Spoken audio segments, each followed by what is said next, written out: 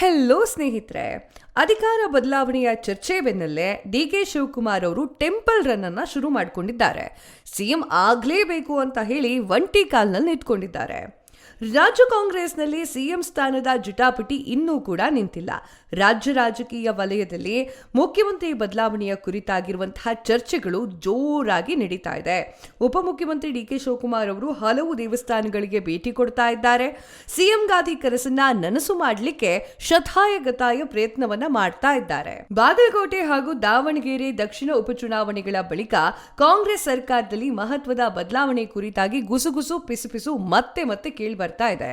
ಇದರ ನಡುವೆಯಲ್ಲಿ ಡಿ.ಕೆ. ಶಿವಕುಮಾರ್ ಅವರು ಬರ್ತ್ಡೇನೂ ಆಗೋಯ್ತು. ಈಗ ಸಚಿವ ಸಂಪುಟ ಪುನರ್ರಚನೆ ಮಾಡಬೇಕು ಅಂತ ಹೇಳಿ ದೆಹಲಿಗೆ ಸಿದ್ದರಾಮಯ್ಯ ಅವರು ಕೂಡ ಹೋಗಿ ಬಂದಾಯ್ತು. ಈಗ ಸ್ವಲ್ಪ ಡಿ.ಕೆ. ಶಿವಕುಮಾರ್ ಅವ್ರ ಮನಸ್ಸಲ್ಲಿ ಪುಕ ಶುರುವಾದಂತೆ ಕಾಣಿಸ್ತಾ ಇದೆ. ಮೇ 20ನೇ ತಾರೀಕಿನಂದು ಸಿದ್ದರಾಮಯ್ಯ ಅವರ ನೇತೃತ್ವದಲ್ಲಿ ಕಾಂಗ್ರೆಸ್ ಸರ್ಕಾರ 3 ವರ್ಷ ಪೂರೈಕೆ ಮಾಡಿದೆ. ಇದೇ ಹೊತ್ತಿನಲ್ಲಿ ಡಿ.ಕೆ. ಶಿವಕುಮಾರ್ ಅವರು ದೇವಸ್ಥಾನಗಳಿಗೆ ಭೇಟಿಯನ್ನ ಕೊಟ್ಟು ಒಂಟಿ ಕಾಲ್ನಲ್ಲಿ ನಿಂತುಕೊಂಡಿದ್ದಾರೆ. ಇದೇ ವಿಚಾರ ಈಗ ರಾಜಕೀಯ ವಲಯದಲ್ಲಿ ಬಹಳ ಮಹತ್ವವನ್ನ ಪಡ್ಕೊಂಡಿದೆ. ಪ್ರಯತ್ನ ವಿಫಲವಾಗಬಹುದು, ಆದರೆ ಪ್ರಾರ್ಥನೆ ಎಂದೂ ಕೂಡ ವಿಫಲವಾಗುವುದಿಲ್ಲ ಅಂತ ಹೇಳಿ ಮಾತನ್ನ ಹೇಳ್ತಾ ಇರ್ತಾರೆ ಡಿ.ಕೆ. ಶಿವಕುಮಾರ್ ಅವರು. 2023ರಲ್ಲಿ ಕಾಂಗ್ರೆಸ್ ಹೈಕಮಾಂಡ್ ಮಧ್ಯಸ್ಥಿಕೆಯಲ್ಲಿ ತಮಗೂ ಸಿದ್ದರಾಮಯ್ಯ ಅವರಿಗೂ ನಡೆದಿದ್ದಂತಹ ಎರಡೂವರೆ ವರ್ಷಗಳ ಅಧಿಕಾರ ಹಂಚಿಕೆ ಒಪ್ಪಂದದ ಆಧಾರದ ಮೇಲೆ ತಮಗೆ ಮುಖ್ಯಮಂತ್ರಿ ಸ್ಥಾನ ಸಿಗಲಿದೆ ಅಂತ ಹೇಳಿ ನಿರೀಕ್ಷೆಯನ್ನ ಇಟ್ಟುಕೊಂಡಿದ್ದಾರೆ. ಅವರು ಕೇರಳಕ್ಕೆ ಹೋಗಿದ್ದಾರೆ. ಅಲ್ಲಿ ನೂತನ ಸಿಎಂ ಆಗಿ ವಿ.ಡಿ. ಸತೀಶನ್ ಅವರು ಪ್ರಮಾಣ ವಚನ ಸ್ವೀಕಾರ ಮಾಡಿರುವಂತಹ ಸಮಾರಂಭದಲ್ಲಿ ಭಾಗಿಯಾಗ್ತಾರೆ. ನಂತರ ಡಿ.ಕೆ. ಶಿವಕುಮಾರ್ ಅವರು ಸಂಜೆ ತಿರುಪತಿಗೆ ಪ್ರಯಾಣವನ್ನ ಬೆಳೆಸ್ತಾ ಇರುವಂತದ್ದು. ಹಾಗೆ ತಿರುಮಲ ದೇವಸ್ಥಾನದಲ್ಲಿ ವಿಶೇಷ ಪೂಜೆಯನ್ನ ಸಲ್ಲಿಕೆ ಮಾಡ್ತಾರೆ. ತದಾದ ನಂತರ ಬೆಂಗಳೂರಿಗೆ ಬರ್ತಾ ಇದ್ದಾರೆ. ತುಮಕೂರಿನಲ್ಲಿ ನಡೆದಿರುವಂತಹ ಕರ್ನಾಟಕ ಸರ್ಕಾರದ 3 ವರ್ಷದ ಸಾಧನಾ ಸಮಾವೇಶದಲ್ಲಿ ಭಾಗಿಯಾಗ್ತೇನೆ ಅಂತ ಹೇಳಿದ್ದಾರೆ. ಈ ಒಂದು ಕಾರ್ಯಕ್ರಮದಲ್ಲಿ ಮುಖ್ಯಮಂತ್ರಿ ಸಿದ್ದರಾಮಯ್ಯ ಅವರು ಹಾಗೂ ಸಚಿವ ಸಂಪುಟದ ಸದಸ್ಯರೊಂದಿಗೆ ಡಿ.ಕೆ. ಶಿವಕುಮಾರ್ ಅವರು ಒಂದೇ ವೇದಿಕೆಯನ್ನು ಹಂಚಿಕೊಳ್ತಾರೆ.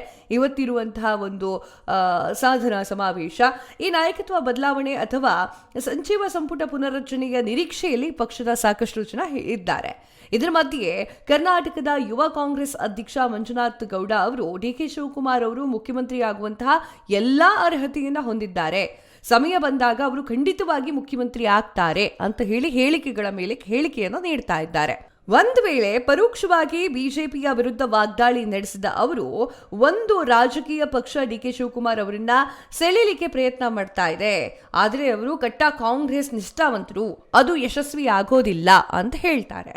ಗೊತ್ತಿಲ್ಲ ಡಿ.ಕೆ. ಶಿವಕುಮಾರ್ ಅವ್ರ ಮನ್ಸು ಹೇಗೆ ಆಗುತ್ತೆ ಅಂತ ಹೇಳಿ. 3 ವರ್ಷ ಕಳೀತು, ಇನ್ನೂ ಕೂಡ ಡಿ.ಕೆ. ಶಿವಕುಮಾರ್ ಅವರಿಗೆ ಸಿಎಂ ಪಟ್ಟ ಕೊಟ್ಟಿಲ್ಲ ಅಂದರೆ ಅವರು ಬಿಜೆಪಿಗೆ ಬರುವಂತಹ ನಿರೀಕ್ಷೆಗಳು ಜಾಸ್ತಿ ಇದೆ. ಹಾಗೆ ಅವ್ರ ಜೊತೆಗೆ 40 ಶಾಸಕರನ್ನು ಕೂಡ ಕರ್ಕೊಂಡು ಬರ್ತಾ ಇದ್ದಾರೆ. ಒಟ್ಟಿನಲ್ಲಿ ಹೇಳಬೇಕು ಅಂತಂದರೆ ಡಿ.ಕೆ. ಶಿವಕುಮಾರ್ ಅವರ ಟೆಂಪಲ್ ರನ್ನು ಫಲ ಕೊಡುತ್ತೋ ಬಿಡುತ್ತೋ ಗೊತ್ತಿಲ್ಲ, ಕಾದ್ ನೋಡಬೇಕು. ನಿಮ್ಗೆ ಏನನ್ಸುತ್ತೆ?